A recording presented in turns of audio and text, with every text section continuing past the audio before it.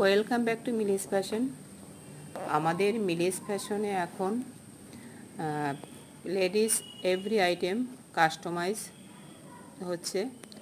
আমাদের কাছাকাছি যেসব বন্ধুরা আছেন আমাদের দোকান ভিজিট করতে পারুন। আমাদের এখানে যেমন কাস্টমাইজ হচ্ছে তেমন রিটেল হোলসেল সব ধরনেরই ব্যবস্থা রয়েছে।